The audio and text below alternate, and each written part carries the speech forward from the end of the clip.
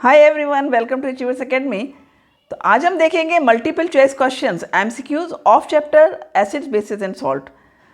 तो पूरा वीडियो अच्छे से देखना, समझने की कोशिश करना कि किस तरह से इनको सॉल्व करना है। तो स्टार्ट करते हैं वीडियो बिना किसी देरी के। हाँ, एक बात ज़रूर है कि यदि आपने वीडियो पसंद आता है तो कमेंट ज़रूर करना, और सब्सक्राइब नहीं किया है, चैनल पर आप नए हो, सब्सक्राइब नहीं किया है तो प्लीज़ सब्सक्राइब करना चैनल को। आपको ऐसे ही बहुत अच्छे अच्छे वीडियोस मिलने वाले हैं, आपकी पूरी तैयारी बोर्ड की बहुत इजीली हो पाएगी। तो चलो शुरू करते हैं video. First question, which of the following indicators turn red in an acidic solution? वो कौन से इंडिकेटर्स हैं इनमें से जो कि एसिडिक सॉल्यूशन में रेड कलर में चेंज हो जाते हैं? नाम दिए हैं आपको इंडिकेटर्स के, फिनोल्फ्थलीन है, लिटमस है, टर्मरिक है और मिथाइल ऑरेंज है। ठीक है, तो हमसे ये पूछा है कौन से ऑप्शंस करेक्ट ऑप्शंस हैं। ये ऑप्शंस दिए हैं आपको। तो देखो, फिनोल्फ्थलीन जो है वो एसिड में क्या होता है, कलरलेस रहता है। ये हमारा क्या रहता है, कलरलेस रहता है इन एसिडिक सॉल्यूशन। ठीक है, फिर हमारा जो लिटमस है ये रेड हो जाता है, भाई सही है, ठीक है। टर्मरिक, इसमें कोई चेंज नहीं होता है, नो चेंज। अब हम आते हैं मिथाइल ऑरेंज में, तो ये भी हमारा रेड में चेंज हो जाता है। तो यानी हमारा कौन मैच कर रहा है, हमारा लिटमस मैच कर रहा है और हमारा मिथाइल ऑरेंज मैच कर रहा है। ठीक है, तो कौन सा ऑप्शन करेक्ट ऑप्शन है यहाँ पर?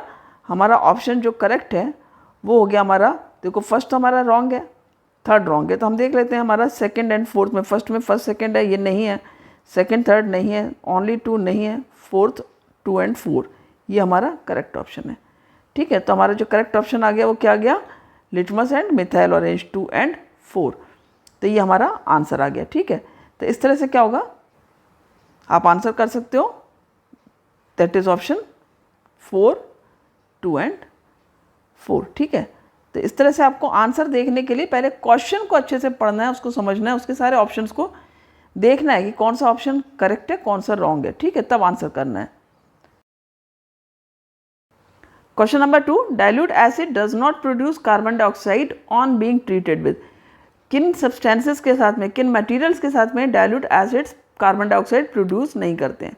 ठीक है, तो हमें किस पे फोकस करना है, ये जो मटेरियल दिए हैं कि किसके साथ में प्रोड्यूस नहीं होगी क्या, कार्बन डाइऑक्साइड। तो देखो मार्बल, पहले तो ये समझना होगा आपको कि क्या सब्सटेंसेस है ये। मार्बल क्या होता है, देखो मार्बल कैल्शियम कार्बोनेट होता है। ठीक है, एक इनऑर्गेनिक कंपाउंड होता है कैल्शियम कार्बोनेट। लाइम क्या होता है, ये होता है आपका कैल्शियम ऑक्साइड। ठीक है, बेकिंग सोडा आपको पता है होता है NaHCO3 सोडियम बाइकार्बोनेट और sodium hydrogen carbonate. Lime stone भी सेडिमेंट्री रॉक है, इसका फार्मूला भी होता है आपका CaCO3। ठीक है, तो आपने चैप्टर में क्या पढ़ रखा है कि जो कार्बोनेट्स होते हैं, जो मेटेलिक कार्बोनेट होते हैं, तो ये भी मेटेलिक कार्बोनेट है, ये भी मेटेलिक कार्बोनेट हुआ, कैल्शियम कार्बोनेट भी, सोडियम हाइड्रोजन कार्बोनेट भी एंड कैल्शियम कार्बोनेट ये भी। यानी मार्बल, बेकिंग सोडा और लाइमस्टोन ये सब क्या प्रोड्यूस करेंगे, कार्बन डाइऑक्साइड। ठीक है, दोनों की रिएक्शन आप देख लो, CaCO3 जब सपोज डाइल्यूट एसिड हम HCl ले लेते हैं, राइट, इसके साथ में रिएक्शन करेगा तो बनाएगा CaCl2 plus H2O and plus CO2। तो यहाँ पर कार्बन डाइऑक्साइड प्रोड्यूस हो रही है। इसी तरह से जो सोडियम बाइकार्बोनेट है और सोडियम हाइड्रोजन कार्बोनेट है, ये भी आपका क्या प्रोड्यूस करेगा, कार्बन डाइऑक्साइड प्रोड्यूस करेगा। ठीक है, ये NaCl बनाएगा और वाटर बनाएगा और प्लस CO2 बन जाएगा यहाँ पर। ठीक है, तो ये दोनों रिएक्शंस हमें ध्यान होना चाहिए जो हमने चैप्टर में पढ़ रखा है। तो जब यदि आपको अच्छे से ये सब चीज़ें याद हैं तो आप कह दोगे आराम से कि हाँ यस, वो कौन सा सब्सटेंस है, दैट इज़ लाइम। तो जो करेक्ट ऑप्शन है यहाँ पर लाइम है। डाइल्यूट एसिड लाइम के साथ जब ट्रीट करेगा, CaO के साथ जब आपका एसिड ट्रीट करेगा तो क्या बनेगा आपका, ये तो मेटेलिक ऑक्साइड है और ये है आपका एसिड। मेटेलिक ऑक्साइड आपके बेसिक होते हैं नेचर में, यदि आपको याद हो रिएक्शन तो क्या होगी यहाँ पर, ये न्यूट्रलाइज कर देगा इसको। ठीक है ना, क्योंकि बेस वाला एसिड न्यूट्रलाइज कर देगा, CaCl2 बन जाएगा और प्लस वाटर बन जाएगा। तो ये रिएक्शन भी आपको याद होगी। ठीक है, तो यहाँ पर कार्बन डाइऑक्साइड प्रोड्यूस नहीं हो रही है। तो इस तरह से करके आप आंसर्स को फाइंड करोगे और करेक्ट ऑप्शन को स्टिक करोगे। ठीक है, क्लियर हुआ, समझ में आ गया अच्छे से, very good. Question number 3, identify the products of the following reaction. अब ये रिएक्शन तो मैंने अभी प्रीवियस क्वेश्चन में लिख के दिखाई है आपको, तो जल्दी से मुझे कमेंट बॉक्स में करके बताओ इसके प्रोडक्ट्स क्या क्या हैं। ठीक है, हमने क्या देखा था कि कैल्शियम क्लोराइड बन जाएगा, CaCl2 बन जाएगा, प्लस वाटर बन जाएगा, H2O बन जाएगा। ठीक है ना, H2O अब क्या बच गया यहाँ पर, CO2 बन जाएगा। तो ये हमने प्रीवियस रिएक्शन देख ही रखी है, तो हम इजीली इसको ऑप्शन में देख सकते हैं। Calcium hydrogen carbonate chlorine gas wrong, calcium chloride and water again not the answer, calcium oxide ये भी गलत है, calcium chloride carbon dioxide and water, so option D is the correct option. तो इस तरह से करके आप आंसर कर दोगे। ठीक है, तो इस तरह से समझ में आ गया होगा अच्छे से। बस ऐसे ही आपको पूरा प्रॉपर आंसर करना है, कभी भी बिना देखे बिना सोचे टिक नहीं करना है, और आपस में बच्चों से क्लू लेकर तो बिल्कुल नहीं करना है। कई बार क्या होता है, आपको आंसर पता होता है, आप सही कर रहे होते हैं, और दूसरे बच्चों के चक्कर में आप गलत करते हो। तो अपने पे विश्वास रखना है, अपने आप से आंसर सही करना है। तो देखते हैं question number 4, zinc granules on treating with N acid X। ठीक है, जिंक ग्रेन्यूल्स को जब हम एक एसिड X के साथ में ट्रीट करते हैं, फॉर्म जिंक सल्फेट। ठीक है, ZnSO4 जिंक सल्फेट बन गया। This is a salt along with the evolution of a gas. एक तो सॉल्ट बना ZnSO4 इस रिएक्शन में, और एक क्या हुआ, एक गैस का इवोल्यूशन हुआ जो कि गैस Y है। ठीक है, एसिड हमारा X है, गैस जो रिलीज हुई है that is Y, which Burns with the pop sound, जो कि पॉप साउंड के साथ में बर्न होती है। अब देखो यहाँ तक पढ़ने में कुछ तो समझ में आ रहा होगा, ध्यान से पढ़ोगे क्वेश्चन तो यहाँ से आपका आंसर निकल रहा है। Zinc granules treating with N acid forms zinc sulphate. अब देखो कौन सा एसिड हो सकता है जो जिंक सल्फेट बनाएगा, ध्यान दो, कमेंट बॉक्स में आंसर करो। प्लस कौन सी गैस इवॉल्व होती है इस रिएक्शन में जो कि पॉप साउंड के साथ में बर्न होती है। तो दोनों आप आंसर करो फटाफट कमेंट बॉक्स में। I am giving you 1 second for that. ठीक है, when brought near a burning candle, जब हम बर्निंग कैंडल को इस टेस्ट ट्यूब के पास लाएंगे, सपोज ये एक टेस्ट ट्यूब में हमने लिया एसिड और जिंक ग्रैन्यूल। ठीक है, ये हमने क्या लिया है, जिंक ग्रैन्यूल लिए हैं ये, और ये हमने एसिड लिया है। ठीक है, एसिड कौन सा है, एसिड है हमारा X, और ये क्या है आपका Zn। तो इन दोनों में कौन सी गैस इवॉल्व होगी हमें ये बताना है। ठीक है ना, कौन सी गैस का इवोल्यूशन होगा। Identify the acid X and gas Y। Gas क्या हमारी Y है, तो हमें ये X क्या है और Y क्या है ये दोनों बताने हैं। राइट, अब देखो ऑप्शंस क्या क्या आपके, X sulphuric acid and oxygen gas. तो पहले तो यदि बहुत अच्छा होगा बजाय ऑप्शन पे जाने के आप क्या करा करो, हमेशा आंसर जैसे मैं अब तक बताती आ रही हूँ आपको, आंसर पहले देख लो, रिएक्शन लिख लो, सिंपल। तो हमने क्या लिखा, Zn लिखा। अब हमारा यदि यहाँ पर जो हमारा कंपाउंड बन रहा है दैट इज ZnSO4। SO4 का मतलब कौन सा एसिड हुआ यहाँ पर, सिंपल H2SO4 हो गया। गैस कौन सी निकली, ऑब्वियस है हाइड्रोजन गैस पॉप साउंड के साथ में बर्न होती है। तो रिएक्शन आ गया हमको, हमारा आंसर आ गया। X हमारा H2SO4 है, दिस इज H2SO4, और ये Y क्या हमारा H2 है। तो हम देख लेंगे options, X sulphuric acid oxygen gas ये रॉन्ग है, hydrochloric acid oxygen gas B option भी रॉन्ग है, C option sulphuric acid and hydrogen gas, C option हमारा करेक्ट ऑप्शन है, D hydrochloric acid and hydrogen gas ये भी wrong है। तो इस तरह से करके हम बहुत इजीली अपना आंसर फाइंड कर सकते हैं। समझ में आ गया होगा अच्छे से। क्वेश्चन पढ़ो, क्वेश्चन में समझने की कोशिश करो, यदि रिएक्शन बेस्ड क्वेश्चन है रिएक्शन लिख लो, फिर आंसर पर आओ। ठीक है, तो आंसर क्या हो गया हमारा, C option that is sulphuric acid and hydrogen gas. तो question number 5, an ants sting can be treated with, किस चीज़ के साथ में इसको ट्रीट किया जाए, which will neutralise the effect of the chemical. क्योंकि हमें पता है जो एंट्स स्टिंग जब लगती है तो क्या होता है, जब भी आपको डंक मारती है काटती है तो क्या होता है, एक एसिड एक केमिकल इंजेक्ट करता है जो हमने पढ़ा हुआ है। ठीक है, आपको याद आ रहा होगा वो कौन सा एसिड होता है, वो भी याद आ गया होगा। मुझे कमेंट बॉक्स में आप एसिड का नाम लिख करके बताइए। तो it injected by the ants sting into our skin. ठीक है, हमारे स्किन में क्या करता है, ये एक एंट स्टिंग एक केमिकल इंजेक्ट करता है जिसको हम पता है एक एसिड होता है। Choose the correct option from the following to be filled in the blank space. अब देखो हमें ये याद होना चाहिए कि एंट स्टिंग मिथनोइक एसिड को इंजेक्ट करता है, यानी एक एसिड इंजेक्ट किया है। तो न्यूट्रलाइज करने के लिए हमको किस चीज़ की ज़रूरत होगी, वी नीड अ बेस। हमें क्या यहाँ पर चाहिए, यहाँ पर हमें चाहिए बेस। ठीक है, क्योंकि इसने जो केमिकल किया है वो क्या है, वो एसिड है। तो सिंपल सा हो गया, हमें आंसर पता होना चाहिए। फिर मिथनोइक एसिड ये तो हो ही नहीं सकता, एसिड है। फॉर्मिक एसिड भी एसिड है, ये भी न्यूट्रलाइज करना है तो हमें कोई बेस चाहिए। अब यहाँ पर देखो बात आती है, बेकिंग सोडा भी एक बेस है, कास्टिक सोडा भी बेस है, तो क्या यही सही आंसर है दोनों। तो हमेशा ध्यान रखो कास्टिक सोडा आप स्किन पे लगाओगे तो ये बहुत हार्मफुल है, ये कोरोसिव नेचर का होता है, कास्टिक सोडा आप यूज़ नहीं कर सकते। बेकिंग सोडा एक माइल्ड बेस है, ठीक है, हल्का बेस है, तो baking soda is the correct option. तो यहाँ पर कौन सा ऑप्शन हो गया आपका? Option C is the correct answer. समझ में आ गया अच्छे से? मिथेनोइक एसिड कौन सा एसिड करती है इंजेक्ट, दैट इज सॉरी एंट कौन से एसिड इंजेक्ट करती है, दैट इज मिथेनोइक एसिड। तो एंट स्टिंग से मिथेनोइक एसिड इंजेक्ट हुआ, उसको न्यूट्रलाइज किससे कर लेंगे हम? बेकिंग सोडा से कर लेंगे। Question 6, the sample of soil from a particular place was tested for its pH value. एक सॉइल ली गई एक पर्टिकुलर प्लेस से और उसकी pH वैल्यू को टेस्ट किया गया। It came out to be 5, pH value कितनी आई? 5। Which one of the following should be added to the soil to make it suitable for the plant growth. अब ये हमें पता है यदि सॉइल का नेचर एसिडिक आता है तो हमें कोई बेस मिलाना होगा, ठीक है, some base we will add. और बेस ऐड करने से क्या होगा, जो प्लांट की ग्रोथ है वो सुटेबल हो जाएगी क्योंकि सॉइल का नेचर न्यूट्रलाइज हो जाएगा। ऑप्शन आपको दिए हुए हैं calcium chloride, calcium hydroxide, calcium oxide. तो देखो नेचर एसिडिक है, हमें बेस चाहिए। अब हमें देखना होगा इनमें से कौन सा बेस है कौन सा बेस नहीं है, ठीक है। यहाँ करेक्ट ऑप्शन के लिए आपको ये ऑप्शंस दिए गए हैं, इनमें से आपको कोई एक ऑप्शन बताना होगा। तो पहले हम यहाँ पर चेक करते हैं कैल्शियम क्लोराइड क्या है। देखो ये एक सॉल्ट है, CaCl2 हुआ, और ये सॉल्ट किससे बनता है? ये बनता है HCl से और कैल्शियम हाइड्रोक्साइड से, इन दोनों से मिलकर बनता है, ठीक है। यानी कि ये क्या है, नेचर में कैसा हुआ, ये न्यूट्रल हुआ नेचर में, ठीक। तो ये तो हमें चाहिए नहीं कैल्शियम क्लोराइड, क्योंकि यहाँ स्ट्रॉन्ग एसिड है, ये स्ट्रॉन्ग बेस है, तो स्ट्रॉन्ग एसिड स्ट्रॉन्ग बेस से ये एक न्यूट्रल सॉल्ट बनता है। नेक्स्ट ऑप्शन है कैल्शियम हाइड्रोक्साइड, ये होगा आपका CaOH होल ट्वाइस। तो हमने अभी देखा ये बेस है, स्ट्रॉन्ग बेस है, तो ये तो न्यूट्रलाइज करने में हेल्प कर देगा, वेरी गुड। थर्ड देखते हैं कैल्शियम ऑक्साइड, ये हमने अभी पिछले क्वेश्चन में देखा था ना। कैल्शियम ऑक्साइड क्या है? ये एक मेटेलिक ऑक्साइड है, और मेटेलिक ऑक्साइड्स कैसे होते हैं?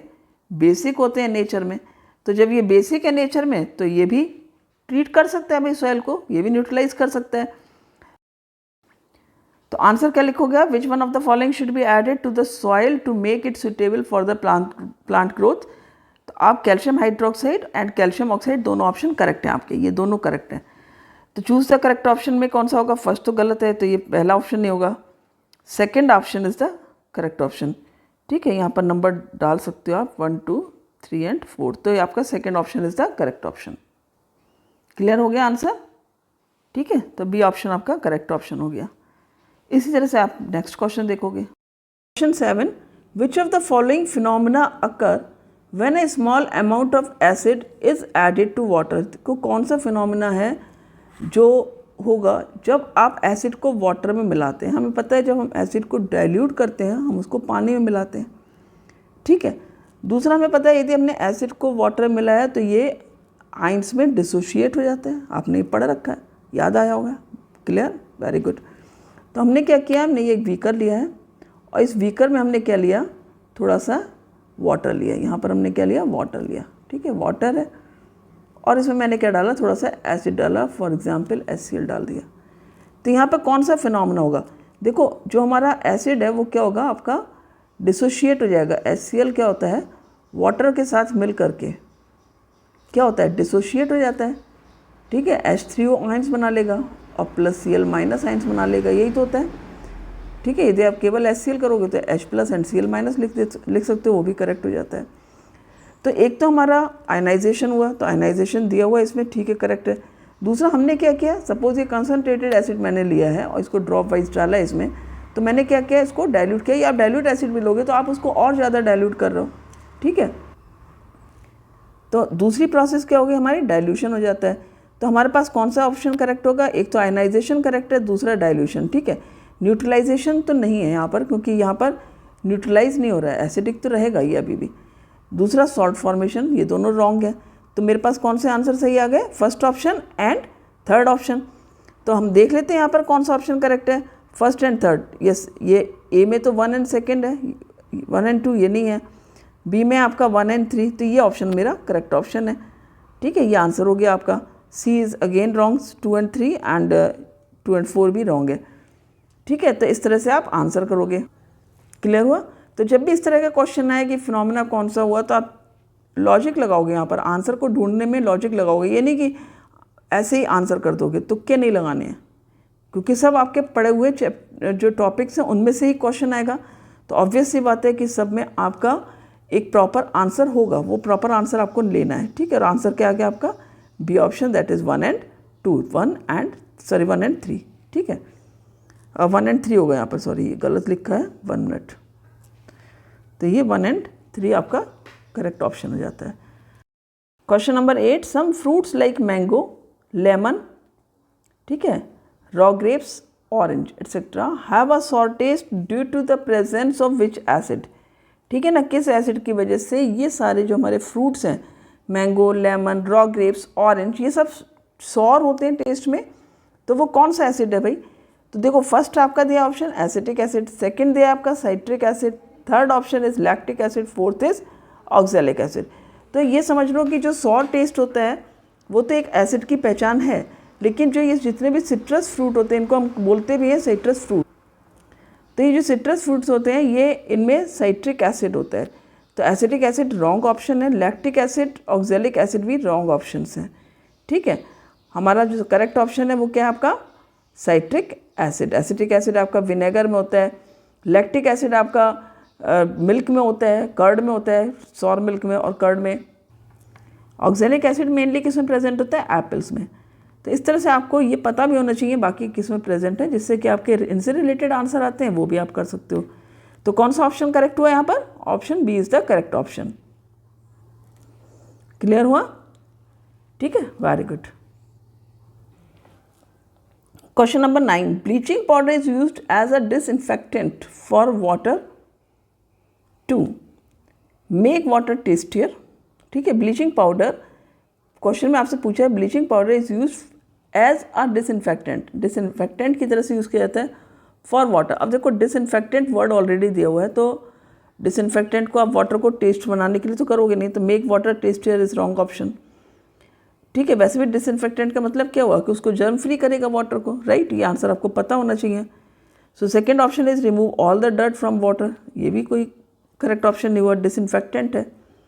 Make water germ free, yes ये आपका सही ऑप्शन होगा यहाँ पर, क्योंकि यहाँ पर क्लियर कट दे रखा है आपको कि bleaching powder is used as disinfectant. तो यदि डिसइंफेक्टेंट कोई चीज़ कर रही है मीन्स उसको जर्म से फ्री कर रहा है। तो यहाँ पर पानी में यदि ब्लीचिंग पाउडर हमने यूज़ किया है तो पानी को हम जर्म फ्री बनाते हैं, तो आपका थर्ड ऑप्शन करेक्ट होगा। Fourth option make water clear, ये भी रॉन्ग ऑप्शन है। तो इन सारे ऑप्शंस में आपने ऑप्शन देख लिया। तो इस तरह से प्रॉपरली आप आंसर क्वेश्चन अच्छे से पढ़ना है, आंसर करना है। क्लियर हो? तो answer C is the correct option यहाँ पर, ठीक। Question 10, which one of the following salts will dissolve in water to form an alkaline solution, ठीक है। वो कौन सा सॉल्ट है जिसको हम जब पानी में डिजॉल्व करेंगे तो हमें एक एल्कलाइन सोल्यूशन देगा। देखो एल्कलाइन सोल्यूशन हमको कौन देते हैं? बेस देते हैं, ठीक है। यानी जो सॉल्ट है उसका नेचर कैसा होना चाहिए? बेसिक होना चाहिए। तो हम पहले ही देखेंगे जो हमारे गिवन सॉल्ट्स हैं इनमें किसका नेचर बेसिक है। देखो पोटेशियम कार्बोनेट, इसका फॉर्मूला लिखो आप K2CO3, ठीक है, पोटेशियम कार्बोनेट। अब यदि मैं देखूँ ये किससे मिलकर बना है, देखो ये KOH that is strong base potassium hydroxide और प्लस कार्बोनिक एसिड, इससे मिलकर बना हुआ है, ठीक है। तो इसका जो नेचर होगा, देखो ये स्ट्रॉन्ग बेस है, ये क्या है? स्ट्रॉन्ग बेस है, ठीक है। और ये क्या है? वीक एसिड है। तो ये जो नेचर हुआ इसका पोटेशियम कार्बोनेट का, ये क्या हुआ? नेचर में बेसिक हुआ, ठीक। तो यानी हमको स्ट्रॉन्ग बेस है तो ये हमें एल्कलाइन सॉल्यूशन देगा। तो हमारा आंसर ये तो हमारा आ चुका है। अब बाकी भी देख लेते हैं। सोडियम क्लोराइड, ये क्या हमारा NaCl बना। NaCl किससे मिलकर बना होता है? देखो ये होता है NaOH और दूसरा इसमें एसिड कौन सा है? HCl। तो ये देखो स्ट्रॉन्ग एसिड है, ये स्ट्रॉन्ग बेस है, तो ये क्या है? न्यूट्रल है नेचर में, राइट। ये सॉल्ट न्यूट्रल है। अमोनियम सल्फेट, इसका फार्मूला होता है आपका NH4SO4, ठीक है ना। NH4 का होल ट्वाइस SO4, ठीक है। तो NH4 whole twice SO4 ammonium sulphate का फार्मूला हुआ। ये किससे मिलकर बना है? ये मिलकर बना है NH4OH जो कि आपका एक वीक बेस है, और प्लस एसिड कौन सा है? H2SO4, ये आपका स्ट्रॉन्ग एसिड है, ठीक है। तो यहाँ पर जो है नेचर क्या हुआ इसका, एसिडिक नेचर हुआ, इसका नेचर क्या है, एसिडिक है, तो ये तो हमें देगा नहीं अल्कलाइन सोल्यूशन, न्यूट्रल भी नहीं देगा। इसी तरह पोटेशियम सल्फेट क्या है आपका, K2SO4। अब ये किससे मिलकर बना है आपका, ये मिलकर बना है आपका KOH से और H2SO4 से। तो यहाँ पर भी क्या है, ये स्ट्रॉन्ग बेस है, ये स्ट्रॉन्ग एसिड है, ये भी न्यूट्रल है नेचर में। तो इस तरह से इसमें क्या आंसर होगा आपका, obviously option A is the correct option. ठीक है, कि ये भी न्यूट्रल है, ये बेसिक सॉल्यूशन अल्कलाइन नहीं देगा, एसिडिक नहीं देगा, अल्कलाइन न्यूट्रल नहीं देगा, राइट। तो हमने क्या ऑप्शन लिखा, option A is the correct option. ठीक है, क्लियर हुआ, very good. 11 copper sulphate crystals when heated strongly lose their water of crystallisation. ठीक है, हमें पता है कॉपर सल्फेट क्रिस्टल्स का कलर क्या होता है, ब्लू कलर होता है। इसका फार्मूला क्या होता है, इसका फार्मूला होता है CuSO4.5H2O। इसमें जो ये 5H2O है, ये क्या है इसका, वाटर ऑफ क्रिस्टलाइजेशन। ठीक है, ये याद होगा आपको, तो ये वाटर ऑफ क्रिस्टलाइजेशन है। अब पूछा क्या आपसे, it lose its water of crystallisation to give anhydrous. ठीक है, और इसके बाद में क्या होता है, ये एनहाइड्रस कॉपर सल्फेट देता है accompanied via change in colour, उसका कलर चेंज होता है। एनहाइड्रस कॉपर सल्फेट, देखो ये होता है आपका blue in colour copper sulphate.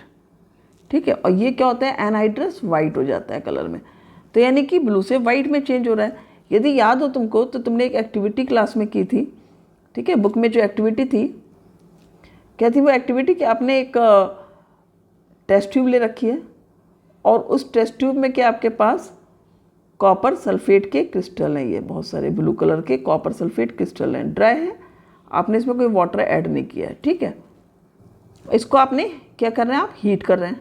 ठीक है, ये टेस्ट ट्यूब में आपके ब्लू कलर का कॉपर सल्फेट क्रिस्टल है, ये क्या है, कॉपर सल्फेट .5H2O ये है इसके अंदर। ठीक है, ये किसका कलर का होता है, ब्लू कलर का। अब जब हमने इसको हीट किया तो क्या होगा, तो ये कुछ जगहों पर से वाइट होना शुरू हो जाएगा। ठीक है, ये कुछ जगहों पर से वाइट हो जाएगा कलर, और धीरे धीरे करके पूरा वाइट हो जाएगा। मीन्स यहाँ पर क्या हो रहा है, ये कॉपर सल्फेट जो है वो चेंज हो जा रहा है, किस में चेंज हो रहा है, on heating it changes to CuSO4। ठीक है, ये ब्लू कलर का था और ये है वाइट कलर का, तो ये आपको हमेशा याद रखना है।